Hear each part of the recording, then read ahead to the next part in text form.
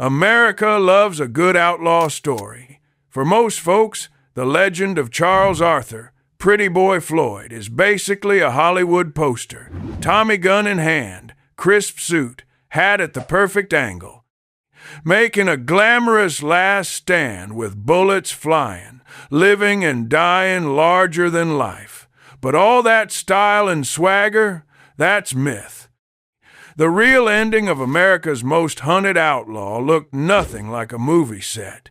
If you want to know how Floyd's last day really went, you have to start with mud. Start with rain. Start with a man who hadn't had a proper meal in days, shivering, alone, in the middle of a wet Ohio cornfield. He was hungry, soaked, boots caked with muck, lungs burning, heart pounding closer to panic than heroism. This is the story of those final hours, what Floyd wore, what he ate, if anything, and what it actually felt like to be hunted, hour by hour.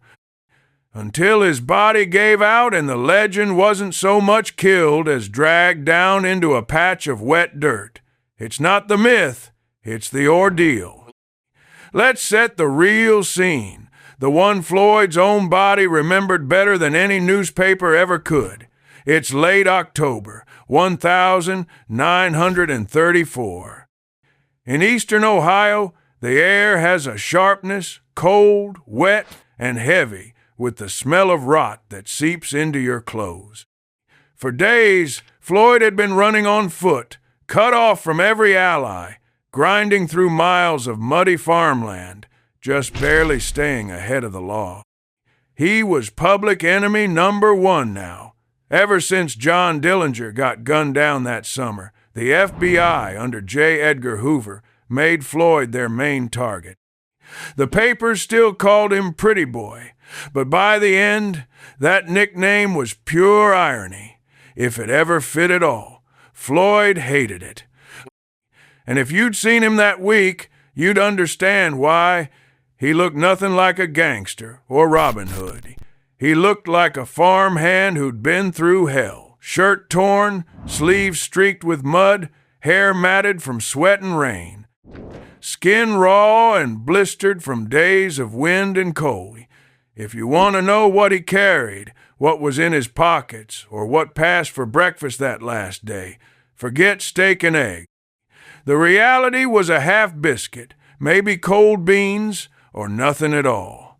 No one puts a growling stomach on a wanted poster, but that's what outlaws really get. He'd have had whatever scraps could fit in a coat pocket, some crust of bread, a lump of cheese turning sour, maybe a tobacco pouch if he was lucky. As for sleep, he got it where he could. A hayloft, a muddy ditch, body tensed, one ear cocked for boots or barking dog. The weather was relentless, steady, cold rain and ground, so sticky it sucked at his boots with every step. The corn was still standing, tall and thick, perfect for hiding if you had the strength, but murder to push through when you're half-starved and running on fume.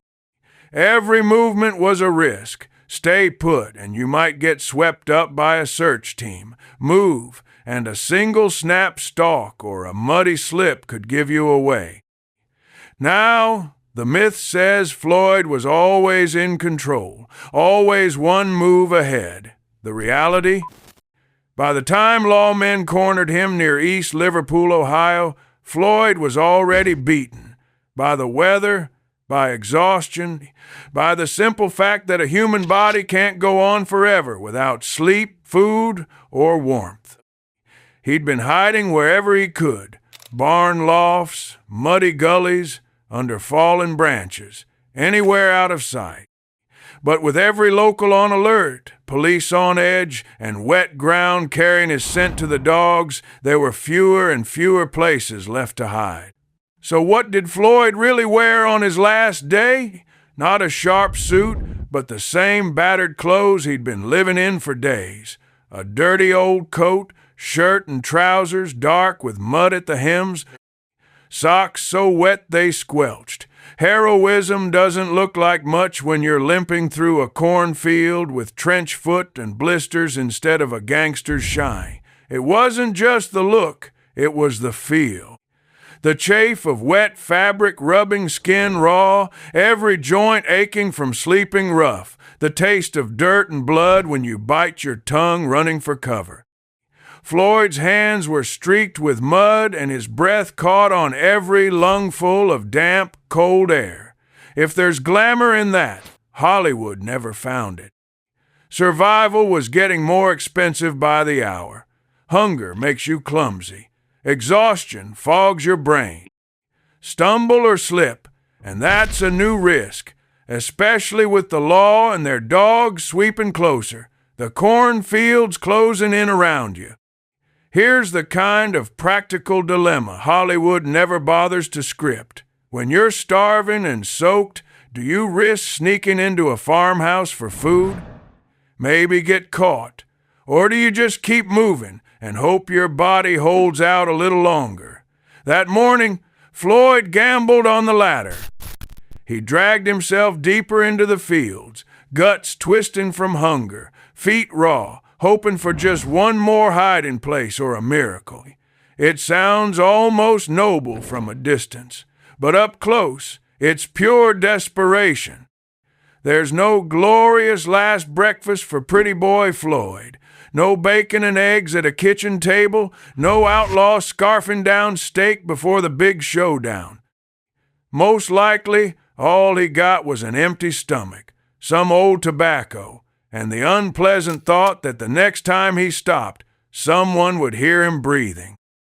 If he managed even a bite, a crust of bread, a cold bean, it was eaten squatting in the mud, boots half sucked under, eyes flicking over his shoulder every second. At this point, every step was a test of willpower. Mud became a trap, not just an inconvenience, pulling at his boots, slowing him down, leaving him off balance, and making him easy prey for the lawmen on his tail. The wet corn stalks slapped and scratched against his arms, adding new abrasions over old bruises. If you tried running, you risked going face first into the muck. Nothing heroic about dying with your boots on when they're filled with pond water and regret. Any warmth left came from movement, and even that was fading. His breath fogged in the autumn air, but it couldn't thaw the cold seeping into his bones. His coat was waterlogged and heavy, his shirt and trousers sticking to his skin, every seam rubbing him raw. If you've ever had to wear wet socks for more than an hour, you know there's no outlaw bravado that survives a day like that. By now, Floyd's feet were blistered, toes pruned and numb. Every step a negotiation between pain and the slim hope that maybe the next rise would hide him from view. Meanwhile, up ahead, you could hear the hunt closing in, shouting, barking dogs. If there was a last stand, this was it. Not a dramatic standoff in sunlight, but a shuddering crawl by a man who knows he can't go much farther. His body was giving up on him, weak, starved, muscles refusing orders. He probably had moments where he just stopped, pressed flat to the cold ground, chest heaving, hoping the pounding in his ears would drown out the law's voices. Every second spent lying there was another roll of the dice, the cold, the wet, the creeping knowledge that stopping is almost the same as surrender. Here's the real absurdity. The supposed Robin Hood of the Cookson Hills wasn't brought down by bullets, not at first anyway, but by bad weather.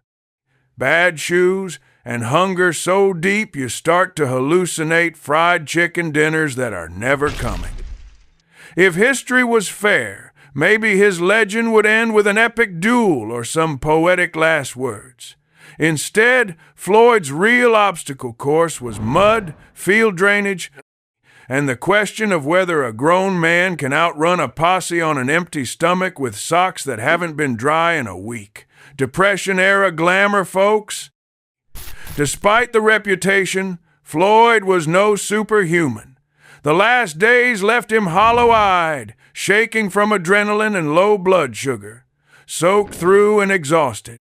Cold rain didn't care about legend. It soaked him all the same, sapping his will as much as it froze his fingers.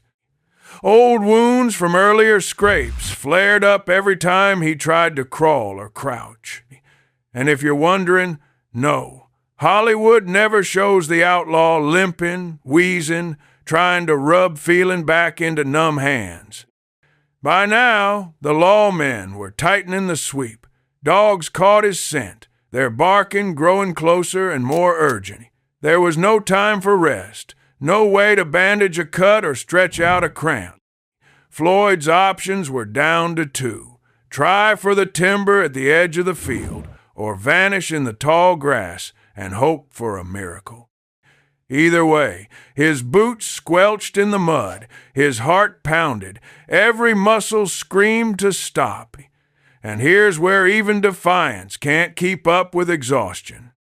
Floyd might have wanted to shoot it out, but the simple math of calories, sleep, and blood was catching up fast. By late morning or early afternoon, sources aren't precise, his energy was gone. Vision tunneling, legs shaking, hunger and fear making his limbs feel like lead. All it would take was one unlucky slip or wrong turn, and it would be over.